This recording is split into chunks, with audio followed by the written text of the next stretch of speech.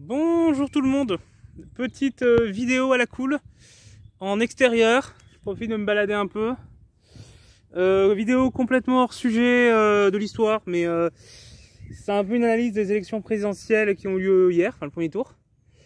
Moi vous savez que je m'intéresse beaucoup à la politique, donc forcément j'ai suivi l'élection, j'ai suivi le premier tour et j'ai un peu observé en détail les résultats. Et j'en ai tiré des réflexions, des analyses. Alors on va essayer de rester surtout des analyses plus objectives, mais bon, après l'objectivité absolue n'existe pas. Donc voilà, par honnêteté, voilà, déjà je vais vous dire d'où je parle. Moi je suis de gauche, donc j'ai voté pour un des candidats bien à gauche. Donc j'ai ce biais-là. Donc voilà, ça c'est clair.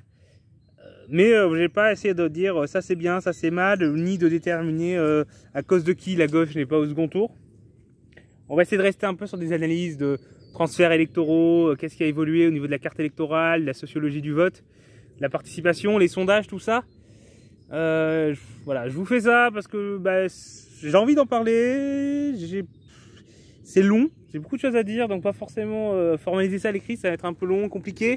Et puis, je sors pas beaucoup ces temps-ci, j'ai pas beaucoup sorti, donc j'ai envie de me balader.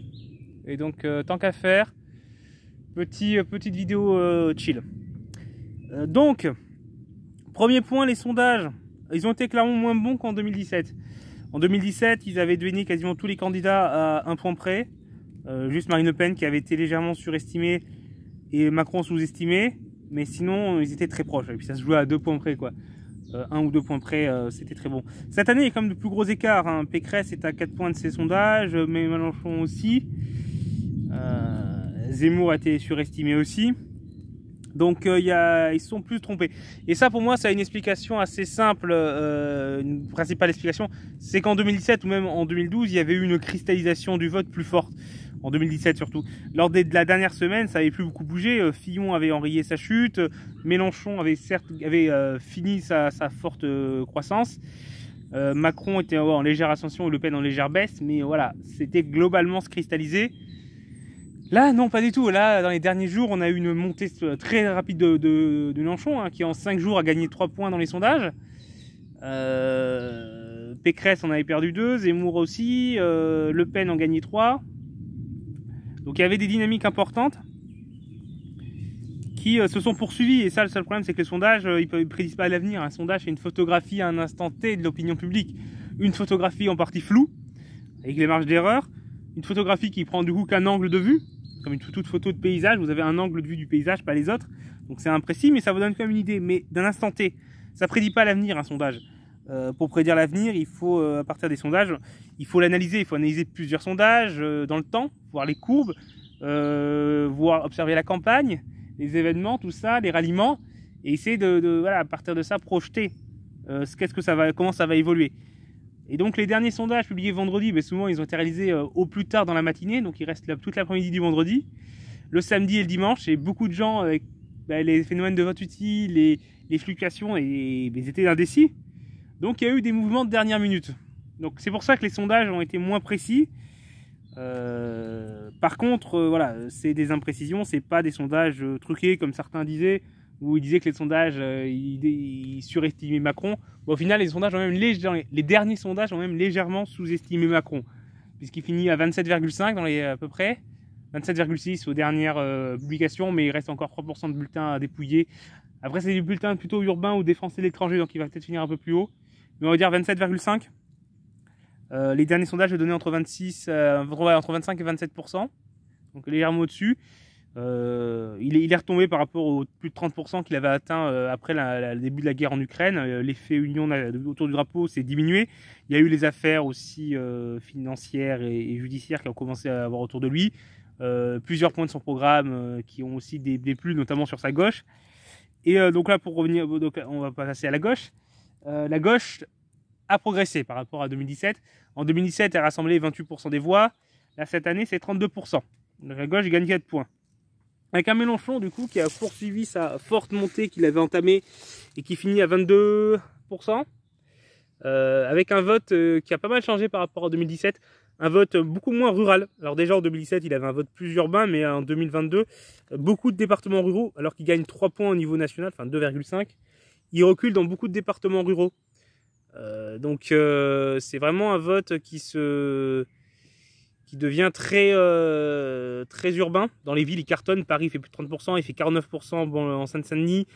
Il fait des scores énormes dans les grandes villes, dans les grands centres urbains, dans les banlieues. Et dans les campagnes, il est en beaucoup plus grande difficulté. La gauche a globalement reculé dans les campagnes. En partie au profit du Front National, mais aussi de Jean Lassalle, qui a vraiment fait des percées dans tous les territoires ruraux, avec 3% au niveau national, mais il passe souvent la barre des 5% dans les départements ruraux. Il fait 8% dans le Cantal, 6% en Dordogne. Donc on a vraiment un fort vote rural vers Jean Lassalle. Et je pense qu'une partie avait pu voter Mélenchon en 2017.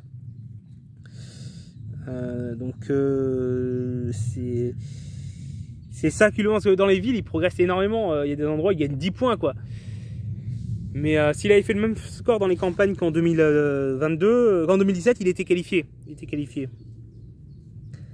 On a aussi un électorat qui se rajeunit encore plus pour Mélenchon. Les jeunes ont voté un peu plus Mélenchon. Et les vieux ont voté plus à droite. Et plus Macron. Donc on a aussi un clivage générationnel qui s'accentue. Clivage ville-campagne et clivage générationnel qui s'accentue. Ce qui peut être un peu inquiétant parce que c'est-à-dire qu'on a des mondes différents, des groupes de gens qui ont vraiment des attitudes électorales extrêmement différentes et qui se clivent. Et qui donc ça peut entraîner des tensions. Et j'ai vu sur les réseaux sociaux des jeunes qui accusent les vieux d'être... J'avais vu certains parler de connards, de tout ça, des insultes quoi. Parce qu'ils avaient voté comme ça. Alors à un moment donné, il ne faut pas non plus insulter les gens parce qu'ils ont voté différemment. Hein. Mais il y a des tensions. Et puis je sais que beaucoup de vieux considèrent que les jeunes aujourd'hui n'ont plus de valeur, tout ça. Enfin, beaucoup de vieux, une partie des vieux, pas tous, hein, mais il ne faut pas généraliser. Mais ouais, en tout cas, il y a un clivage qui existe désormais au niveau du vote, mais du coup aussi dans la manière dont les gens se voient. Donc ça, c'est pas très rassurant. Je trouve pas ça très rassurant. Après, sinon, au niveau du vote, si on regarde par rapport au transfert de voix, la gauche a récupéré des voix sur Macron. Il y a une partie de l'électorat de centre-gauche de Macron qui l'a lâché après son quinquennat. Il y a aussi des gens qui avaient voté Macron pour éviter le duel Fillon-Le Pen, qui du coup, cette année, il n'y avait pas de risque d'un duel Pécresse-Le Pen. Du coup, ils se sont peut-être sortis plus facilement à retourner à voter à gauche. Et le vote utile, cette fois, ça a été Mélenchon. Donc ça, c'est des électeurs qui votent utile. Ils votent utile. Et ils avaient voté utile Macron en 2017, ils votent utile cette fois Mélenchon. Enfin, ils ont voté cette fois Mélenchon. Donc il y a des transferts de voix comme ça. De son côté, la gauche a perdu un peu des voix vers le Front National et vers Jean Lassalle. En tout cas, je pense, j'ai l'impression. Et Macron, par contre, a bénéficié de voix de droite. L'effondrement de LR a profité à Macron. LR, c'est vraiment la bérésina la plus totale. Il passe de 19, même 20% à 5%, moins de 5%.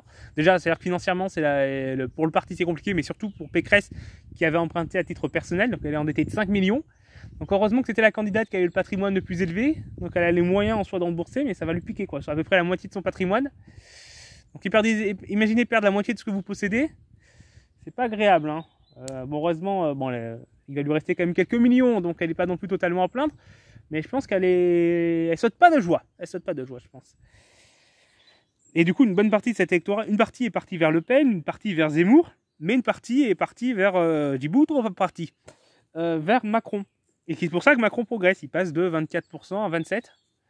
53 points qui vient de là, d'électorat de droite. Et ça se voit dans les zones de droite, Macron progresse aussi à la campagne.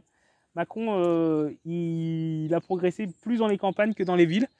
Il avait un vote très urbain en 2017. Une partie de ce vote urbain qui est un vote, les bobos l'ont lâché. Et par contre, il a pris des voix de droite dans les campagnes. Et puis dans les quartiers très bourgeois, de type Neuilly-sur-Seine, où il fait plus de 40%, les quartiers bourgeois de Paris. Donc son électorat s'est droitisé. Sinon pour mon candidat, Zemmour, c'est une contre-performance. 7%, très loin des plus de 15% qu'il avait été donné à un moment. Et même dans les derniers sondages, il était plutôt entre 9 et 10, donc 7%. Vote utile vers Le Pen. Par contre, il a un vote beaucoup plus urbain que Le Pen. Marine Le Pen a un vote très rural. Zemmour, au contraire, a un vote urbain. Par exemple, à Paris, il dépasse Le Pen. Le Pen a fait moins de 5% à Paris, je crois. Zemmour, il fait 8%. Et dans les zones bourgeoises, par exemple, à Neuilly-sur-Seine, Zemmour, il fait 18%. Donc c'est un vote urbain, bourgeois, là où Marine Le Pen a un vote plus populaire. Donc on a vraiment deux sociologies de vote très différentes. Mais du coup, Marine Le Pen, ayant été plus concurrencée par Zemmour dans les villes, l'aspect rural de son vote a accentué, quoi. Mais par contre, bon, il sauve le financement public, et puis il fait pas des folies. Et puis pour De Villiers, c'est un peu une mauvaise nouvelle parce que Zemmour, il fait moins que sa moyenne nationale, il fait seulement 5% et quelques en Vendée. Donc c'est-à-dire que dans le bastion de Philippe De Villiers, il n'a pas apporté de surplus électoral. Le départ, c'est plutôt la région PACA qui a vraiment été la région favorable à Zemmour. Mais c'est une région où le vote Front National, en plus, c'était un vote plus bourgeois, plus identitaire, moins populaire, et où le vote LR était aussi très droitier. Donc là, c'est là qu'il pouvait le plus récupérer. Il y a notamment le Vaucluse, où il avait le soutien du camp Bompard et de Marion Maréchal Le Pen. Donc ça a joué. Mais ouais, la tentative de remplacer de Marine Le Pen au sein de l'extrême droite a échoué. Par contre, c'est quand même historiquement le meilleur score d'un candidat d'extrême droite hors Front National depuis que le Front National existe. Parce que la scission de Bruno Maigret n'avait jamais dépassé les 5%. Il faisait entre 2 et 4% au niveau national. Juste quelques bastions, il faisait des bons scores, hein, les Bouches-du-Rhône par exemple, ou autour de Mulhouse. Mais là, c'est quand même, c'est vrai, un peu un bouleversement à ce niveau-là. Mais en prenant aussi des voix du coup de la droite identitaire, souverainiste, de type Philippe De Villiers, hein, qui avait fait des gros, ou Charles Pasqua, qui avait fait des gros scores aux européennes dans les années 90. Par contre, ça, ouais, c'est pour LR, est-ce que l'aile droite de LR va se rapprocher de Zemmour qui les a dépassés? Ça va être une question. Il va y avoir de la recomposition politique à droite, ça c'est clair. Jean Lassalle, comme je vous dis, succès dans les campagnes. Il fait 15% dans son département. Il est à 2 points de Mélenchon et en fait Mélenchon est devant lui dans les Pyrénées-Atlantiques grâce à Pau. Si on enlève Pau, Lassalle est devant Mélenchon. Donc, il y a vraiment un fort vote rural. Et au sein de la gauche, il y a eu le vote utile qui a joué à fond, ce qui a affaibli Jadot, qui a fait 4,7. Roussel, 2,3, 2,4. Mieux que Marie-Georges Buffet, mais moins bien que Robert Hue. Moins bien que ce qui avait été à un moment annoncé. Et si on regarde le détail des votes, Roussel fait des scores vraiment très mauvais dans les bastions communistes. Il fait moins que sa moyenne nationale en Seine-Saint-Denis.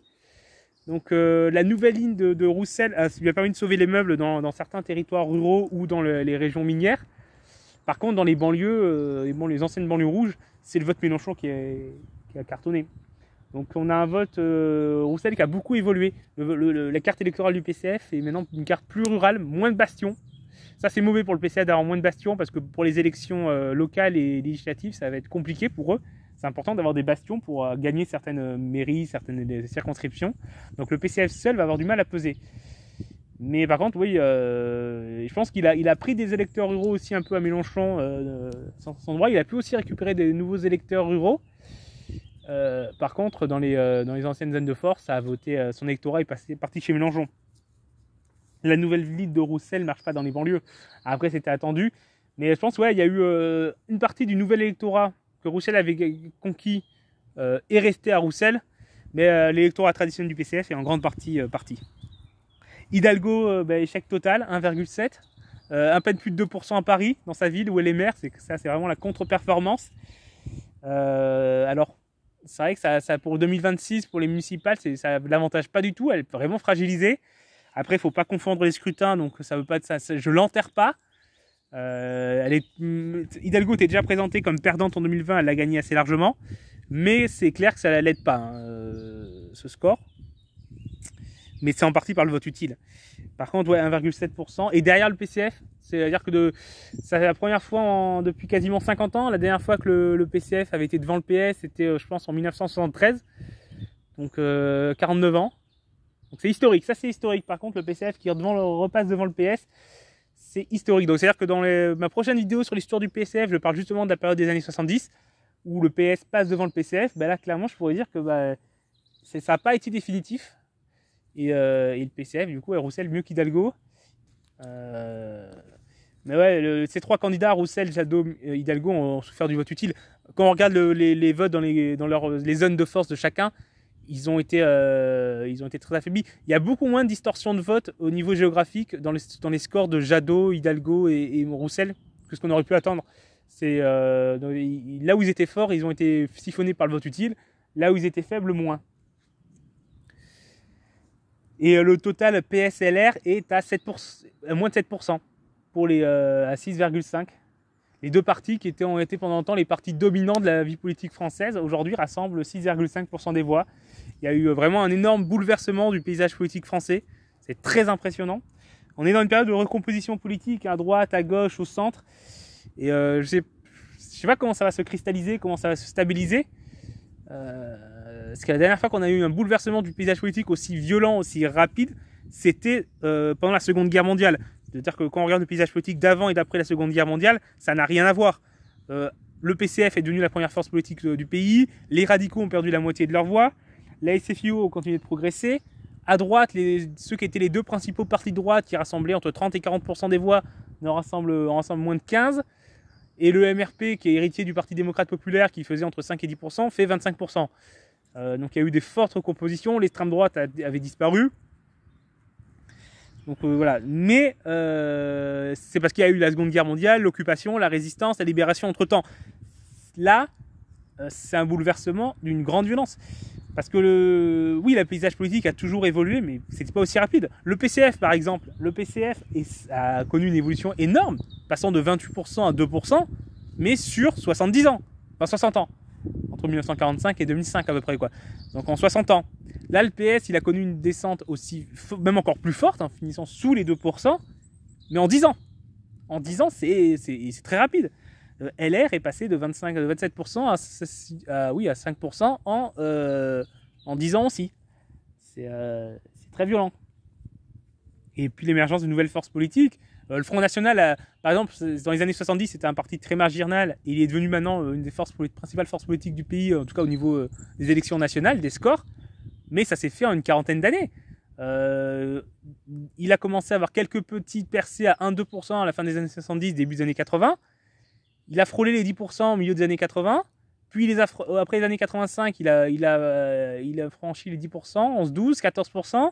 Les années 90, il est monté plus de 15%. Et après, il a eu des petits moments de plus de difficultés, hein, notamment autour de 2007. Puis il est remonté à 18% en 2012. Et à plus de 25%, enfin autour des 25% par la suite. Mais ça a été progressif, quoi. C'est-à-dire qu'entre le moment où ils étaient à 1% et le moment où ils ont été à 25%, il y a eu plus de 30 ans.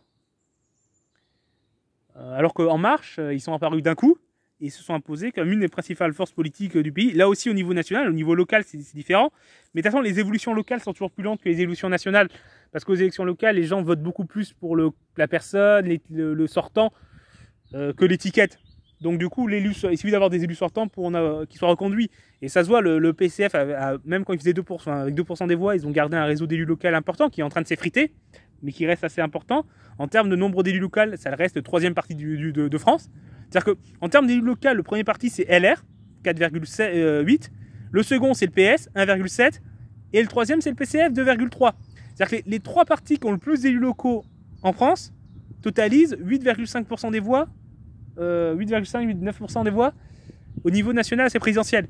Donc vous voyez la distorsion qui existe entre les deux.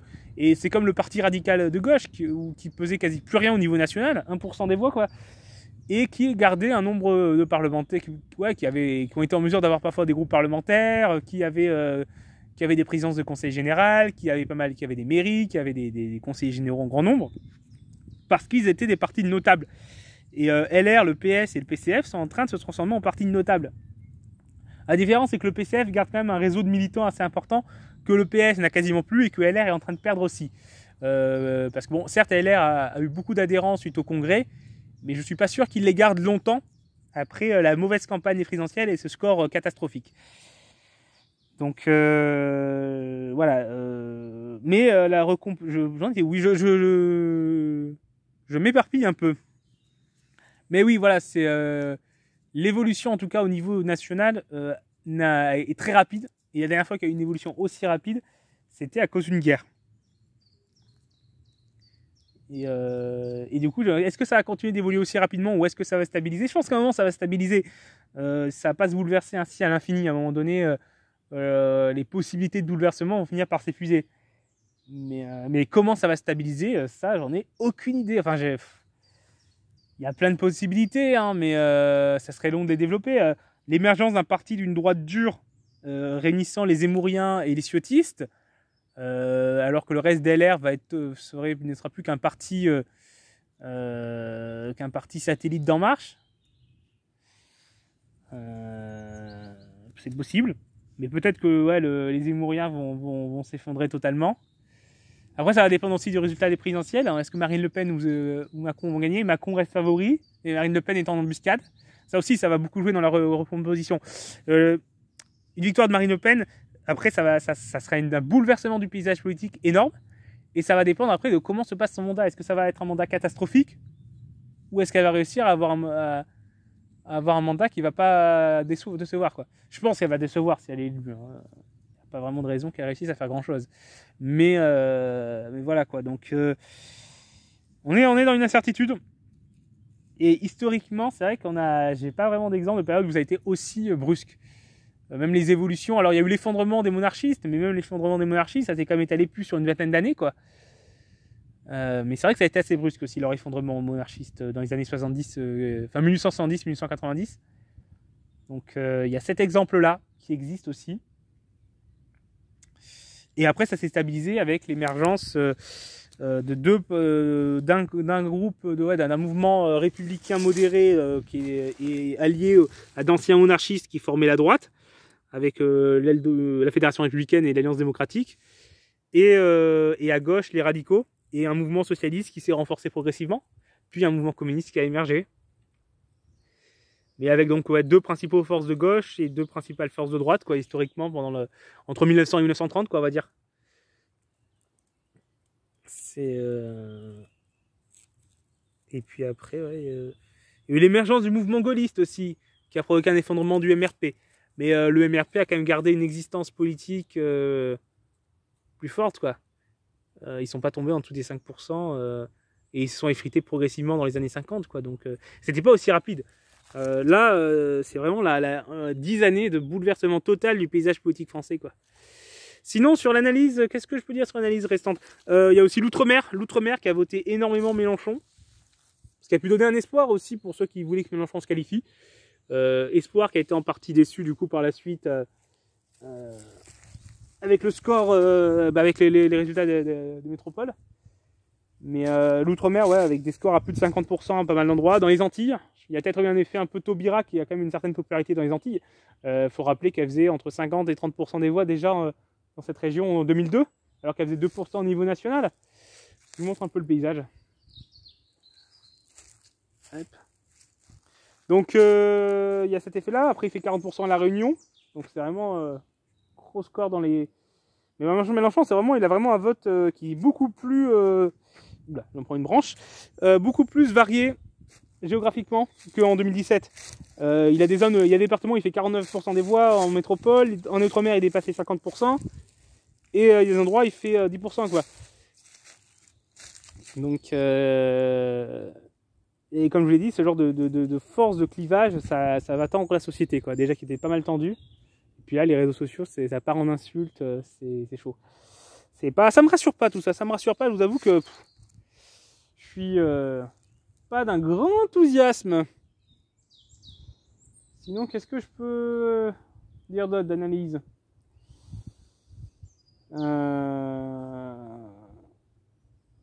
Mais ouais, après, ouais, globalement, c'était l'élection du vote utile. Quand les gens ont voté pour le candidat de leur camp le mieux placé, au-delà de leur candidat de préférence, ça s'est vu à gauche. Poutou aussi, du coup, qui fait une contre-performance, en dessous des 1%. Finalement, il est resté devant Artaud. Les premières projections le donnaient derrière Nathalie Arthaud. Ce qui aurait été quand même un bouleversement de voir le NPA devancé par Lutte ouvrière aux élections présidentielles. Moi, c'était plus arrivé depuis 2002. Mais finalement, il reste devant, mais de peu, à 0,7, 0,8%. Donc il a pas mal souffert du vote utile. Moins que Lutte ouvrière, mais Lutte ouvrière, ils ont un socle plus solide. Puis ils ont une ligne beaucoup plus claire là-dessus. C'est vote révolutionnaire, c'est élire un réformiste, ça sert à rien. Donc leur électorat pense globalement ça. Donc pour eux, il n'y a pas vraiment de notion de vote utile. Élire Mélenchon ou élire Macron ou élire Le Pen, à leurs yeux, ça change quasiment rien. Ça sera un réformiste et ça va pas renverser le capitalisme. Donc c'est leur opinion. Alors que le NPA a un vote plus ouvert, donc plus sensible aussi du coup à un vote utile pour Mélenchon. Et à droite, ouais, Zemmour, Pécresse, et puis Macron qui a bénéficié du coup du vote utile aussi. Et puis ouais, de l'effet union autour du drapeau. Je pense que sans la guerre en Ukraine, Macron par contre sa qualification n'était pas assurée parce que il a gagné 6-7 points suite à la guerre en Ukraine. Donc même si la moitié de ce gain disparaissait, disparu entre temps, imaginons qu'il fasse 3 points de moins, il est à 24. Si on ajoute sur ces 3 points 1 point Le Pen, 1 point à Mélenchon, ça fait Mélenchon à 23. Marine Le Pen à 24,5, c'est-à-dire que c'est plus très loin. Donc il suffit qu'au lieu de 3 points, Macron il en perde 4, Mélenchon gagne 1,5 et puis là il le devance quoi. Donc sans la guerre en Ukraine ça aurait été serré, je pense. Il y aurait eu 3 candidats au coude à coude. Mais après voilà, on rentre dans la politique fission, l'Uchronie. Donc voilà, mais après maintenant il reste les législatives. Et en théorie, maintenant avec les législatives qui suivent les présidentielles, le gagnant des présidentielles a un gros avantage aux législatives. Mais là, je sais qu'en 1988, par exemple, ça avait été beaucoup moins fort après la réélection de Mitterrand qu'en 81, parce qu'il y avait moins l'effet nouveauté. Donc ça peut quand même être plus compliqué pour En Marche, parce que une partie du vote qu'ils ont eu, c'était un vote utile, vote pour le chef de l'État, mais pas pour sa politique. En tout cas, il y a une part de vote pour sa politique, hein, mais il y a une part de vote pour avoir gardé le chef de l'État dans une situation de crise. Mais du coup, sur les législatives, ça peut être moins fort. Et ça a à voir aussi, du coup, comment les partis implantés localement, mais qui ont pris une raclée dans cette élection-là, vont s'en sortir. Donc le LR, le PS, le PCF, rapport PCF France Insoumise, quoi. Tous les gens qui ont voté utile Mélenchon, comment ils vont voter aux législatives? C'est la grande question. Donc si tout le monde part séparé, bon, déjà ça va être un carnage, je pense, pour la gauche, pour LR aussi. On aura beaucoup de duels Macron, LREM, RN. Par contre, si Macron perd les présidentielles, je pense que En Marche va s'effondrer aux législatives. Ils ont peu d'implantation locale, ils tiennent parce qu'ils ont le président, et parce que et puis oui, en plus il y aura l'image de Macron qui aura été le candidat qui aura perdu face au Rassemblement National. Donc ça va leur faire mal. Donc par contre s'ils gagnent, ouais, c'est... Donc ouais, beaucoup d'incertitudes encore. On est dans une période de bouleversement. C'est très intéressant à observer, mais inquiétant. Donc d'un côté je suis passionné, mon côté, le côté politologue est passionné. Le côté humain et militant est inquiet. Et bien historiquement, ça va être une période qui va être intéressante. Je pense que les historiens dans 50 ans ou dans 100 ans, ils vont étudier en détail la période 2012-2022 comme une période de bouleversement du paysage politique. On est dans une période qui va être dans l'histoire, je pense, comme une période phare de la vie politique française. En tout cas en termes d'impact. Plus que d'autres périodes. Toute période historique, de toute façon, toute période va avoir un impact historique et sera étudié par des historiens, mais il y a des périodes qui sont plus. Et là, je pense qu'en tout cas pour l'histoire politique, ça va être une période charnière. Et puis en plus, il y a le Covid aussi, qui a quand même une épidémie qui a le plus d'impact depuis longtemps. Parce que même après, là, il y a eu la grippe. En termes de morts, non. En termes de morts, il y a eu des épidémies un peu meurtrières. Mais ça faisait longtemps qu'on n'avait pas une épidémie aussi importante et aussi mondiale, et qui a eu un impact aussi sur la vie quotidienne, parce que la grippe espagnole a eu moins d'impact sur la vie quotidienne, parce qu'il y avait la Première Guerre mondiale qui l'a éclipsé, et les maladies d'avant aussi, parce que c'était vraiment une autre société. Et puis une maladie dont on a beaucoup parlé. Donc voilà, il y a ça qui, je pense, sera étudié par les historiens. La guerre en Ukraine va être étudiée par les historiens. C'est comme le premier conflit en Europe depuis un moment. Et qui peut avoir des conséquences géopolitiques, des conséquences sur l'OTAN, sur l'Union européenne, évidemment sur l'Ukraine et sur la Russie. Est-ce que ça va fragiliser le Poutine? Est-ce que Poutine va être renforcé? Il y a également la question de la Chine aussi, qui si Poutine gagne sans trop de dégâts, ça va l'encourager à agir sur Taïwan. Au contraire, si Poutine échoue, ça va peut-être la dissuader. Donc ça aussi, on est dans une période historiquement qui, je pense, va être intéressante. Hein. Je pense que si on s'intéresse, parce qu'il y a des gens qui s'intéressent à ça, de dire qu'est-ce que les historiens vont retenir de notre époque, ou qu'est-ce qui sera étudié.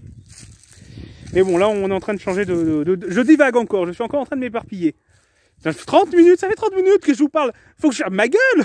Faut que je ferme ma gueule. Je pense que vous êtes plus très nombreux à m'écouter à ce moment-là. Mais voilà, bon, je vais essayer de m'arrêter là. Donc, ouais, en tout cas, sur le plan politique, c'est une période passionnante. Et on verra, je pense déjà après après le second tour des présidentielles et après les législatifs, on aura peut-être un peu une vision un peu plus claire. Le brouillard sera un peu dissipé. On est encore dans le brouillard du guerre, quoi. Mais il en restera du brouillard encore. Mais on en verra mieux. Donc peut-être que je referai une vidéo en juin, juillet, durant l'été, je pense, pour essayer de manière plus posée, assis, avec un truc écrit. Mais là, c'est réaction plus à chaud, voilà. Réaction plus à chaud, petite réflexion que j'ai depuis hier soir, pas mal dans la nuit. Voilà. Puis là maintenant, je vais rentrer et demain une petite balade et essayer de vous rebosser un peu. Mais j'ai pas beaucoup dormi cette nuit, trop dans mes réflexions. Et puis j'ai suivi les élections tard aussi. J'ai dormi 5 heures cette nuit. Et j'avais pas beaucoup dormi non plus. Pas très bien dormi ces dernières nuits non plus. Pas que pour les élections, c'est aussi j'avais d'autres trucs en tête. Et puis voilà, donc là cette nuit je pense que je vais me coucher tôt. Et essayer de bien me reposer pour demain, faire une bonne journée de boulot.